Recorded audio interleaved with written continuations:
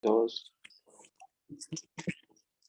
Bienvenidos a su programa favorito sobre técnicas de diagnóstico para detecciones de enfermedades genéticas, en este nuevo capítulo titulado Técnicas para identificación de anomalías cromosómicas.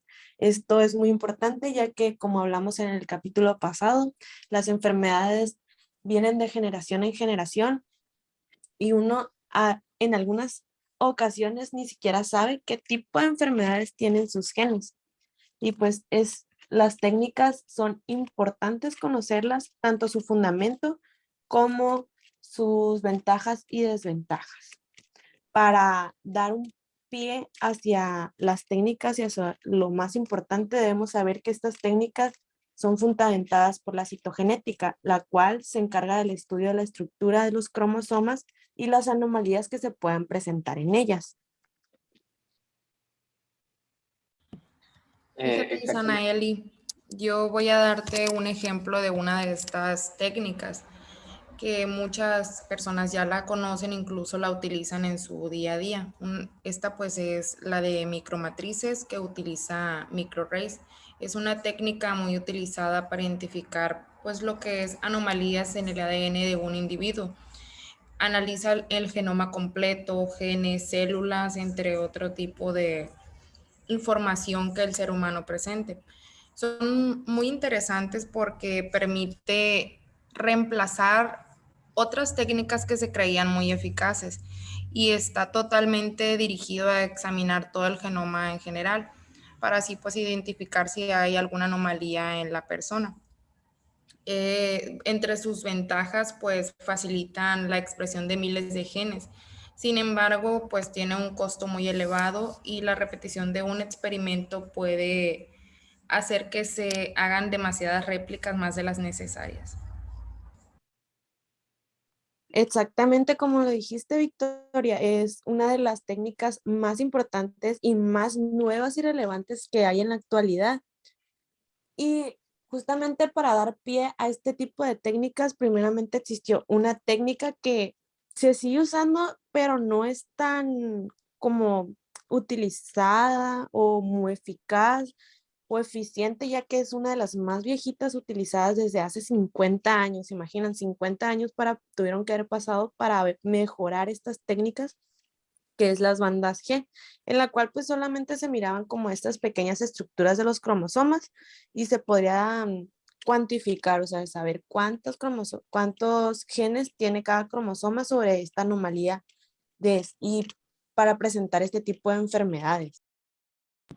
Exactamente como mencionas, Isa. De hecho, quiero decirles un dato, bueno, echarme un poco para atrás en la historia, ya que mencionas que 50 años de estas técnicas, porque se fueron mejorando o puliendo durante el tiempo. Se mencionan algunos periodos en la literatura cuando las estudias. Por ejemplo, primero está el periodo de la citogenética humana, cuando se empezó a vislumbrar todo este tipo de conceptos. Por allá en los 1970, se menciona que Capperson fue el que introdujo este tipo de técnicas con tinciones de bandas fluorescentes, exactamente para los cromosomas, lo que hacía que pudiera descubrir, o en este caso ver la estructura de los patrones. Ya un poquito después, exactamente por el 73, se empezó lo que conocemos como la etapa de la alta resolución. En este caso ya se lograban obtener los cariotipos de los cromosomas con una mayor resolución. ¿Qué quiere decir esto? Que anteriormente ocupabas aproximadamente 3 megabases para identificarla, o sea, 3 millones de pares de bases. En este caso ya se podía en fragmentos mucho menores. Y luego de eso, lo que hace un poco más sensible o más interesante esta evolución de las técnicas es que para el periodo exacto de la citogenética molecular ya se pulió de una manera mucho mejor. En este caso, como mencionan ustedes, todos ese tipo de técnicas se hacían mediante colorantes o marcajes mediante ciertos componentes radioactivos o fluorescentes. Y pues en este caso específicamente en unas etapas eh, de los procesos en los que podemos observar los cromosomas. Por allá en el 77 se introdujo la hibridación in situ radioactiva, un poco después, aproximadamente en el 85, fue la fluorescente, y pues hasta la actualidad, que vemos técnicas como hibridación genómica comparativa con microarrays, que la verdad es muy interesante y pues habría que discutir exactamente ventajas y desventajas o inconvenientes que presentan estas técnicas. Bueno, pues yo escuché que mi compañero habló acerca de la hibridación in situ y efectivamente esta técnica empezó en los años 80. Se utiliza para observar los genes o los cromosomos y esa consta de detectar y localizar una secuencia del ADN en un cromosoma utilizando unas sondas que son secuencias de ADN. Y esta consiste en que la secuencia de la sonda se va a unir a la secuencia correspondiente y se pega. Entonces, la sonda tiene un colorante que es fluorescente, pues eso ayuda a la detección de alguna anomalía en el cromosoma. Alguna em, de sus usos en el campo biomédico podría ser la identificación de enfermedades, su diagnóstico y también la planificación del tratamiento. También se pueden ver anomalías cromosómicas en los embriones, por eso se utiliza mucho en la medicina reproductiva y también se puede utilizar para la identificación de especies en los análisis así de laboratorio. Se utiliza para identificar patógenos que están en los tejidos diana o por ese tipo de análisis. Pero eso tiene muchas desventajas. ¿Por qué? Porque hace muchos años que se inventó, que se empezó a. Entonces, algunas de sus pueden ser que algunos de sus organismos pueden producir autofluorescencia, por lo que se interfiere con la señal. Algunos de los ejemplos de organismos que tienen autofluorescencia y que pueden interferir son la salmonela y también algunos tejidos de plantas. También su especificidad no puede ser tan, o en unas ocasiones no es tan específica como se quisiera, porque tan actualizadas. También podría haber una baja intensidad de la señal. Esto va a depender de la estructura de la pared celular que se está analizando. Y la pérdida de fluorescencia debido a las de luz que existen en esta técnica. Sí, de hecho, como lo mencionas, es muy interesante porque con el avance y en este caso la mayor sensibilidad que han presentado las técnicas, es mucho más fácil entender, en este caso, las anomalías cromosómicas que se presentan y darles un diagnóstico a ciertas enfermedades genéticas que antes no se le podían dar. Eh, Ejemplos muy claros que tenemos puede ser diferentes tipos de síndrome, el síndrome de Creutzfeldt, el síndrome de Prader-Willi, de Alzheimer, y en este caso podemos darnos cuenta que con estas técnicas analizamos, en este caso, específicas regiones de los cromosomas y pues con ello entendemos qué es lo que está afectando a dicha estructura en un lugar específico. Pero también hay que notar otra cosa. Es muy, ¿cómo les diré? Se menciona que tienen ciertas ventajas y desventajas estas técnicas.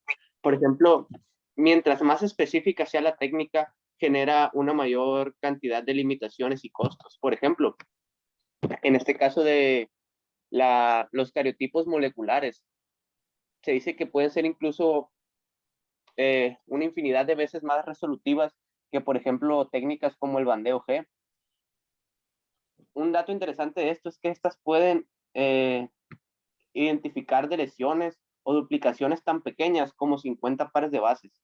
Si recuerdan, yo les había dicho que en técnicas de hace muchos años, como mencionaba Isa, se podían identificar, pero en megabases, y ya estamos hablando de pares de bases, es un número relativamente mucho menor, de millones, ya nos fuimos a unas cuantas decenas. Y como les dimos, se presentan ciertos inconvenientes como costos y limitaciones, que puede ser que en un futuro se vayan mejorando, se vayan bajando costos o puliendo mucho mejor este tipo de técnicas. Muy interesante y muy importante el conocer el tipo de limitaciones que puedan proporcionar estas técnicas, más en este tipo de podcast que lo importante es dar a conocer la importancia y el uso de estas técnicas. Y de hecho, Julio, mi compañero Julio, acaba de mencionar algo muy importante, lo que son los ejemplos de las enfermedades que cada técnica está especializada a identificar. No sé si mi compañera Victoria o Alexandra nos puedan hablar o mencionar un poco de estas técnicas. Por mi parte, yo puedo mencionar que el bandeo G, que es de las más antiguas, se encargaba de identificar lo que era el síndrome frágil de X, que se daba en mujeres y pues era una especialidad de este tipo de técnicas. ¿Algo que nos quieran mencionar? Bueno, pues a mí me parece muy interesante cómo este tipo de técnicas pues han tenido un gran auge en el avance de miles de enfermedades desde años remotos, porque pues gracias a ellas podemos dar un monitoreo más preciso a las enfermedades, ir siguiendo cambios en tejidos, expresión de marcadores, así como otras aplicaciones que le podemos dar al monitoreo de enfermedades. Y como dice mi compañera Isanaeli, o sea, lo que es el monitoreo por cariotipo con banda G, pues sigue siendo una prueba de diagnóstico a pesar de que tiene muchísimo tiempo de haberse utilizado por primera vez. Sin embargo, pues todas son importantes. Yo siento que todas se complementan y tienen el mismo fin, ayudar a monitorear estas enfermedades o anomalías cromosómicas en el individuo. Bueno, en mi caso, como les digo, es muy interesante lo que mencionan, pero yéndome un poco más a la parte molecular, a lo actual, yo busqué en la literatura ciertos funcionamientos de este tipo de técnicas y encontré la que se llama, o se le denomina Milko Rice CGH. En este caso, es una técnica que también va a detectar alteraciones cromosómicas, pero esta lo que busca es detectar estas alteraciones mucho más pequeñas que un cariotipo convencional o las técnicas de mayor uso. Más o menos para que se den una idea, un cariotipo convencional detecta duplicaciones o deleciones entre 5 millones a 10 millones de nucleótidos, que son unas cantidades extremadamente altas, mientras que estas buscan detectar ese tipo de anomalías o pueden detectarlas porque lo pueden hacer entre 50.000 y 200.000 nucleótidos. Y es eh, de mucho notar que es hasta 100 veces más pequeño la detección de fragmentos que pueden hacer. Entonces también hay que identificar cuáles tipos de técnicas nos van a ayudar en cierto tipo de situaciones, porque no es lo mismo que utilicemos una técnica que pueda ser para algo o cantidades de fragmentos mucho más grandes a que busquemos anomalías mucho más pequeñas, como en este caso. Así es, Julio, tenemos que aprender a identificar qué tipo de técnica es la adecuada para cada tipo de enfermedad o saber en sí qué es lo que queremos saber, qué estamos buscando, porque pues cada una aporta lo suyo.